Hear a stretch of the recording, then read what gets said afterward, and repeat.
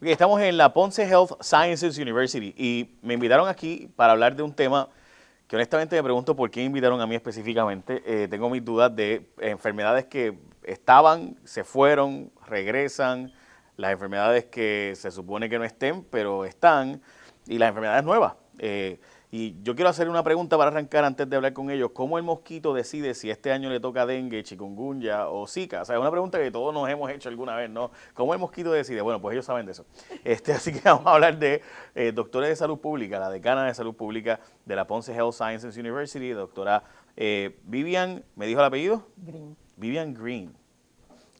Y con nosotros también, él tiene un apellido español, ¿no? Me imagino que es de España, ¿no? ¿Me lo dije Sí, bien? sí, sí, Juan sí. Carlos Orengo, doctor, saludos. Buenas tardes, Decana, ¿qué tal? doctor, gracias por estar con nosotros, al contrario, gracias por la invitación. Ok, vamos le voy a hacer esa pregunta y suena loca, pero la digo en serio. O sea, ¿cómo uno puede imaginarse que una enfermedad nueva va a llegar aquí? Porque yo recuerdo que sabíamos que el Zika llegaba y presumiblemente pues porque, bueno, se reportó en Brasil, después Colombia, veamos que venía subiendo. Y creo que eso es un ejemplo para hablar de las cosas, de las investigaciones que ustedes están haciendo aquí con los vectores y demás, Ujú. que son las investigaciones que a la larga van a lograr algún día quizás o erradicar o ver cómo podemos combatir estas enfermedades que cada vez son más resistentes a lo como lo combatimos, si es que estamos combatiéndolas. A veces pregunto que estamos fomentándolas, pero esos son otros 20 pesos de nutrición y esas cosas. Pero de nutrición yo no voy a hablarle, tranquilo. O sea, no quiero ser yo el conejillo de India ni el guinea pig, que es lo mismo, pero en inglés. Ok, decana, me gustaría saber, qué son unos vectores y qué ustedes hacen aquí? ¿Cuál es la investigación que ustedes hacen aquí en la Ponce Health Sciences University? Eh, Primero, tenemos grandes variedades de investigaciones. Todo está enfocado mayormente a la parte de biodiversidad, al estudio de los nichos ecológicos, porque así podemos ver un espectro completo de todas las cosas que están cambiando. Me preguntaste qué era un vector. Un vector es un organismo que puede transmitir algún tipo de enfermedad, ya sea a través de un simple mosquito como una garrapata. Bien, y las cosas pues han ido cambiando y todo el mundo habla sobre el cambio climático. Y eso es una de las cosas que ha sido precursor de esta venida de nuevos vectores. Los vectores siempre han existido, pero quizás en un momento dado estuvieron atenuados un poco.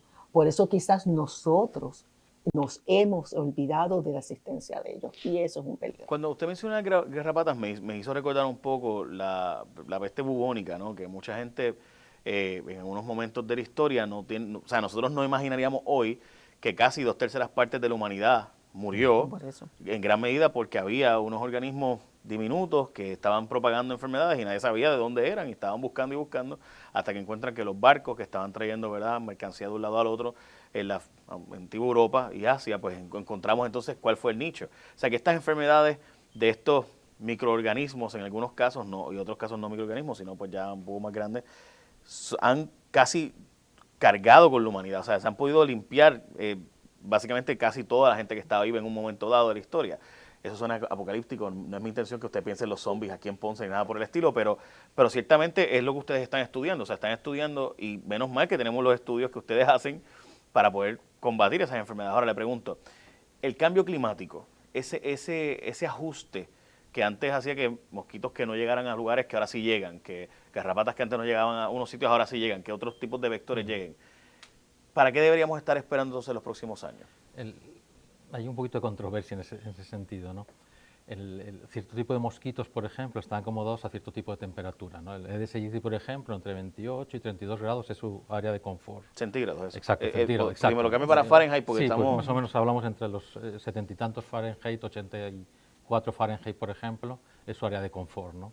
Cuando empieza a subir ya la temperatura, en principio el mosquito empieza a adormecerse y ya no es efectivo, ¿no? Ahora bien, eso es lo que piensan muchos, ¿no? Otros, al contrario, se ha visto que el mosquito, en este caso el Aedes aegypti, se está acomodando a diferentes temperaturas, ¿no? En áreas templadas, donde antes no existía el mosquito, ahora se está encontrando, ¿no? Y no solo eso, sino que por debajo de cierta temperatura, ¿no?, cercano ya a los bajo cero, 0 grados, por ejemplo, a poner 40 Fahrenheit, por ejemplo, 30 Fahrenheit, por ejemplo, el mosquito en principio antes desaparecía, ahora no. Se ha visto que ciertas formas, ya sea huevo o larva, hibernan y entonces pasan el invierno en el norte de Estados Unidos, con lo cual hace un frío bien fuerte allí. Y luego cuando llega otra vez la primavera, otra vez el mosquito empieza a reactivar, ¿no? Y esas investigaciones, parte de ellas se hacen aquí. O sea, parte de lo que ustedes están investigando es cómo se comportan esos mosquitos. Exacto. Nosotros hemos, durante este año pasado, con estudiantes que tenemos en salud pública, hemos hecho con diferentes temperaturas, ¿no?, el crecimiento de huevos a larvas, ¿no?, y con diferentes concentraciones de sal, porque la sanidad también afecta el huevo y el crecimiento de la larva, ¿no? Pero se ha visto, nosotros encontramos que, independientemente de la temperatura, a lo mejor la larva tardaba un poquito más en crecer, pero luego se hacía efectiva, ¿no?, en ese sentido, ¿no? Perdóneme, ¿verdad?, que lo interrumpa, pero agresiva. eso significa que entonces la evolución sigue pasando todos los días. Lo único que en este caso Ex- es nuestra contra, pero ciertamente hay una evolución de ese mosquito. Exacto, y entonces también no solo mosquitos, sino que el cambio climático ha tenido también, por ejemplo, cambios en el patrón de migración de los pájaros, por ejemplo. Antes comentó la garrapata, ¿no? Hay una enfermedad que es Crimea Congo, es hemorrágica, una enfermedad hemorrágica mortal, ¿no?, mayormente mortal, que apareció en Crimea y en Congo, en África, ¿no? ¿Cómo se mueve la garrapata? Es una Yalomea marginata, se pega a los pájaros y en los patrones migratorios del pájaro va con el pájaro volando y llega a un sitio y allí cayó la garrapata. Entonces han encontrado ya enfermos y han fallecido algunos de ellos, ¿no?, de esta enfermedad Crimea-Congo debido a garrapatas que han venido del continente africano a Europa y se pueden mover a otros países. Es decir, el dengue no sale aquí en las Américas, el dengue viene de África. O sea, la enfermedad de dengue viene de África, ¿no? Ok, Quiero pues decir yo te voy a interrumpir. es decir, que el cambio climático O sea, está afectando. hay que tener bien mala suerte para uno estar en Europa y que le dé una enfermedad porque un pájaro viajó del Congo. O sea, está un poco, está un poco No, nasty eso. y- Y como que, what are the odds? Acordémonos de algo, ¿no?, que los insectos, ¿no?, los mosquitos, garrapatas, etcétera, algunos de ellos tienen afinidad por ciertos animales. El culex, por ejemplo, un mosquito culex tiene afinidad por los pájaros, por ejemplo. El West Nile virus lo transmite el culex. Puede picar a un pájaro y el pájaro luego poderlo transmitir adelante, ¿no? Me refiero con otra picada de mosquito, ¿no? Y el del Nilo sabemos que está dominando También lo cercano, mismo ¿no? también, ¿no? Es decir, que esa es la situación, ¿no? Es decir, que a veces pensamos tan solo en que, bueno, no me preocupa porque yo no tengo mosquitos aquí y tal, sí, pero hoy en día el turismo está bien amplio, tú vas a viajar a otro sitio, vas a entrar en contacto con otras personas, con otros ambientes completamente diferentes, nos gusta el ecoturismo, todo muy bien, pero tienes que ir con tus medidas de prevención, Ok, de Decana, protección, ¿no? pregunta de alguien que no sabe. Yo recuerdo que mi abuelo me decía que si yo me tiraba en la quebrada tuviera cuidado porque puede dar bilarcia. ¿Qué es eso de bilarcia? ¿Ustedes estudian eso? O sea, ¿qué han encontrado Nosotros ustedes? estamos estudiándolo. Llama mucho la atención porque, como tú mismo estás diciendo, eso se hablaba antes y ahora mismo las generaciones de ahora no saben lo que es la bilharsia. ¿Y qué es la bilarcia? Sí, la bilharcia es un parásito que se transmite por un caracol de agua dulce, que es la Bionfrara glabrata, ¿no? Ese caracol, el Marisa cornuata, se utilizó es un predator de Erradicarlo. ese caracol, que es el vector. Esto es para Ese no erradicarlo. es el que lo transmite, Ajá. ¿no? Sí, Y entonces, para no cogerlo. Lo cogí Ese porque no no, es. este no transmite, lo voy a Ah, coger. no, Ese no. pero eso Pero lo utilizó. importante de esto es que el último caso en Puerto Rico notificado de enfermedad que se sepa es en el año 2005. ¿Qué pasa? Que Puerto Rico no está certificado libre de bilharcia por la Organización Mundial de la Salud. ¿Por qué no está certificado? Porque la vigilancia del vector, el caracol, que es un Se pequeñito, y la vigilancia del ser humano, como dice la doctora, se cayó, se dejó caer. Significa, se dejó caer, significa que no, Se olvidó No, como no, que no hay, se sigue, no tengo no se dejamos enfermos. de hacer estudios. Exacto, no hay enfermos, pues no me Exacto. interesa nada esto, ¿no? Ok. Y es un plan de salud pública. O sea, salud pública tiene que ser algo sistemático y continuo, ¿no? Por eso también es importante estudiar esto. ¿Por qué? Porque si se encuentra el caracol, por ejemplo, y no hay nada más, pues no hay problema, porque hace falta una persona que pueda enfermar, el vector y el patógeno enfermo, ¿no? La doctora tiene un proyecto, ¿no?, en el cual también se van a hacer muestras en población pediátrica. Le voy a dar esto para atrás, doctora. ¿por porque qué? me empezaba a dar miedo. ¿Por qué en población pediátrica? Porque si el último caso fue en el 2005, un niño que desde el año 2005 hasta ahora no haya sido de Puerto Rico y sea positivo a prueba de bilharcia, significa que hay bilharcia en Puerto Rico. Claro, la gente lo ve y dice, estos cuatro, ¿no?, que están ¿Y qué haciendo causa esto. la bilarcia?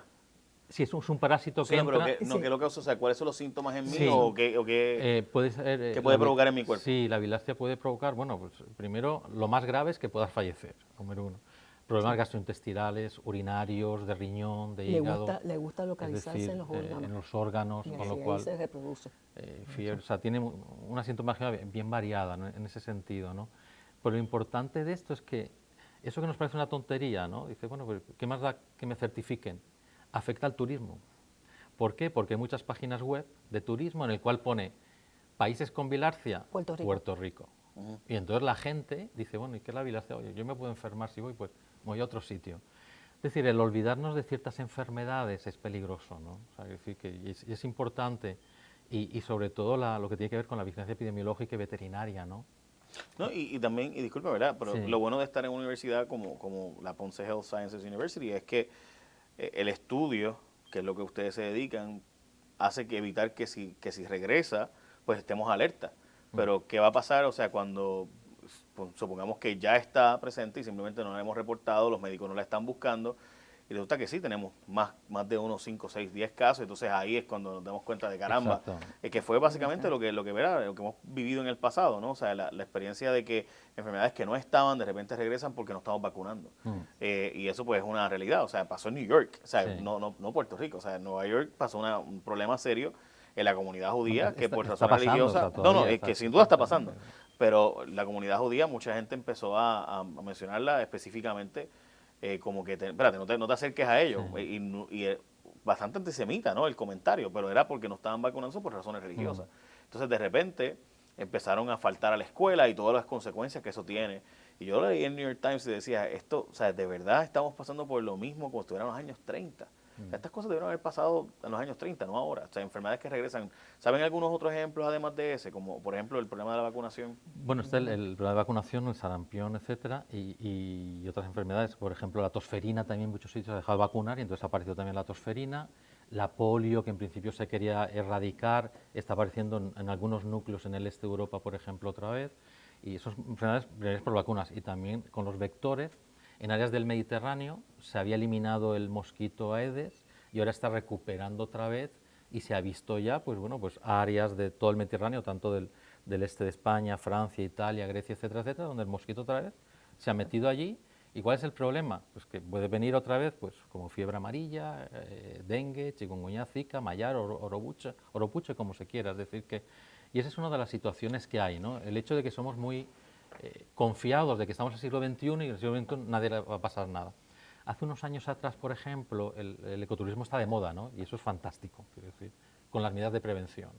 Empezó gente a ir a una parte del sureste asiático, ¿no? De ecoturismo, se metían en los bosques y de pronto se empezó a encontrar como cierto tipo de malaria. Esto parece malaria. Y pues sí es malaria, es un plasmodium noles que se llama, que solo aparecía en esa área boscosa del sureste asiático, pero cuando entra en interacción con el ser humano, ese plasmodium, ese parásito pasa del vector del animal, ¿no? Y el vector lo transmite entonces al ser humano, se lo lleva afuera. Y hay otro tipo de malaria que es debido a este plasmodium que antes se desconocía, ¿no? Porque es ese contacto que estamos teniendo con la naturaleza sin tomar las medidas de prevención adecuadas, ¿no? Y como tú bien dijiste antes, que comentó usted, dice, ¿y cómo nos enteramos que viene algo? Vigilancia epidemiológica bien fuerte y veterinaria. Hay una enfermedad que llama la Organización Mundial de la Salud, que es de las más importantes, que es la enfermedad X. Entonces la gente dice, bueno, ¿y eso qué es? ¿No? O sea, la Organización Mundial de la Salud tiene como 10 enfermedades, ¿no? Que dice que son las más importantes, ¿no? Entre ellas está la X. La X significa inesperado. Es la enfermedad que inesperadamente va a aparecer y no vamos a estar preparados. Okay, si no tenemos una buena vigilancia. En un momento se habló, y Decana quizás nos puede hablar un poco de esto más, en la zona de Asia, específicamente en China, la fiebre aviar, y todos estábamos esperando que además de la porcina, viniera la fiebre aviar. Y yo recuerdo cuando vino el H1N1 que mucha gente decía, no, esta es la forma para vender productos que pertenecen a sectores económicos de Estados Unidos.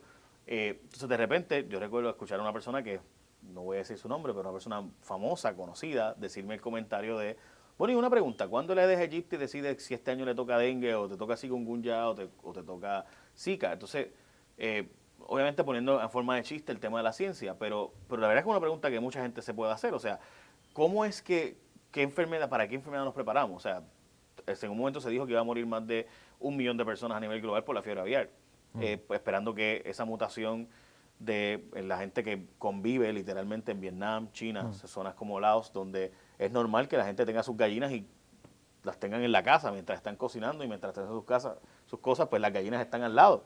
Y a nosotros nos parece bien loco eso, pero pues yo me acuerdo de mi abuela, mi abuelo era bien normal estar con las vacas y las gallinas y al lado y todo. Pero es que no es que sea, no es que sea algo loco, es que es la vida diaria de aquí de Puerto Rico. Tú puedes ir a cualquier velada aquí en esta zona y Zona tú rural. puedes ver justo una vaca. Puedes ver ahora cuando nosotros subíamos por la autopista, tenías un montón de ovejitas en la autopista. Ujú. Bien, o sea, que la gente está en contacto con los animales constantemente.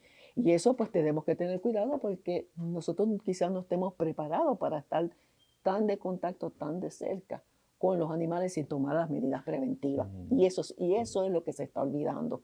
Como volviendo al tema de la viralcia, no hay ningún río que te diga a ti todavía ningún tipo de sign, de letrero que diga, cuidado, aquí puede haber viralcia. Eso se quitó.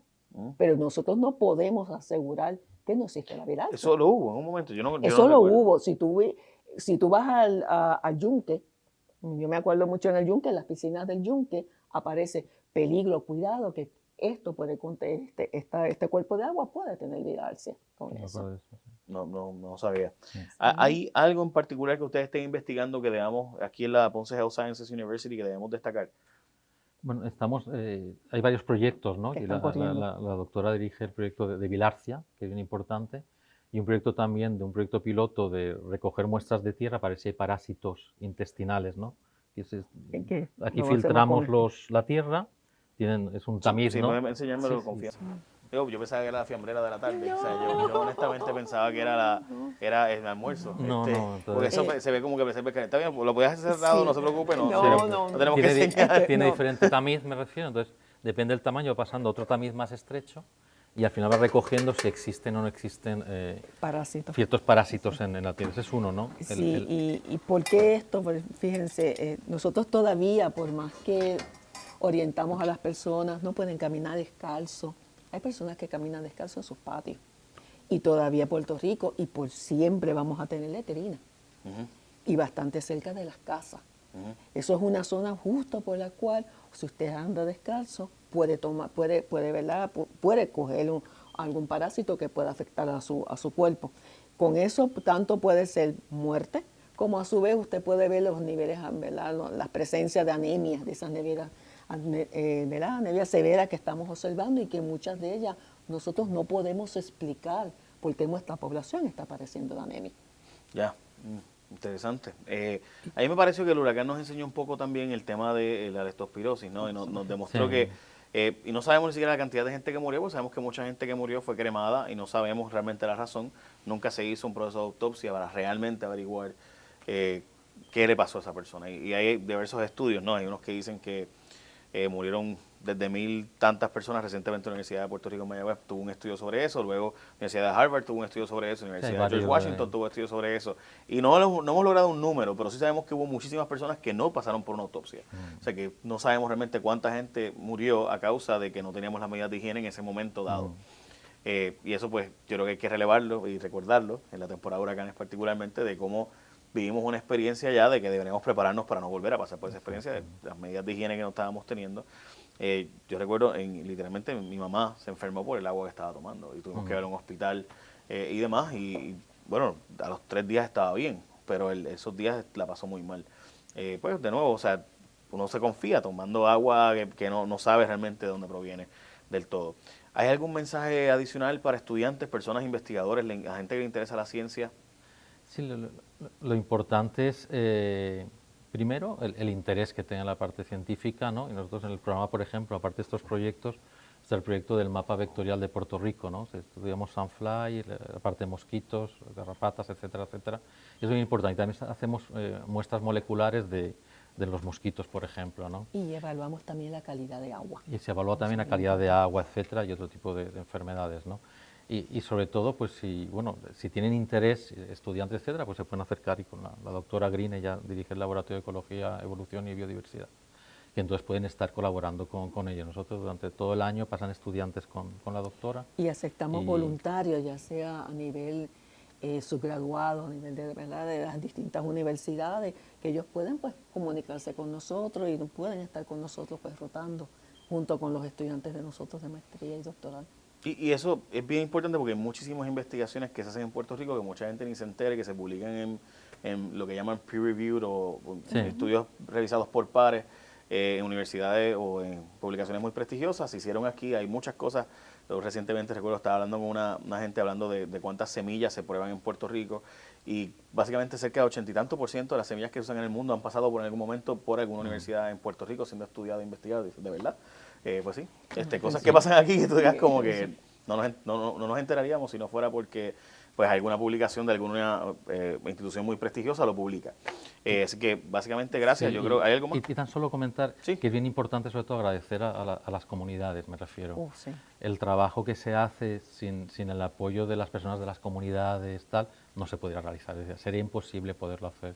Y yo digo, es bien importante agradecer a todas las comunidades que trabajan con todos los científicos y con nosotros también ayudándonos. Ellos son las guías, porque ellos son los que nos están trayendo información, nos traen sus preocupaciones y bajo eso es que nosotros activamos. Eso es lo más importante de todo. Más importante de todo. Pues excelente, gracias por haberme Muy invitado. bien, a ustedes, la por- gente interesada vamos a tener información durante el programa para que llamen, pregunten, cuestionen, visiten, todo menos chisme, todo menos eso.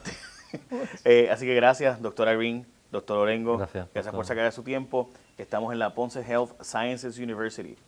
Es interesante.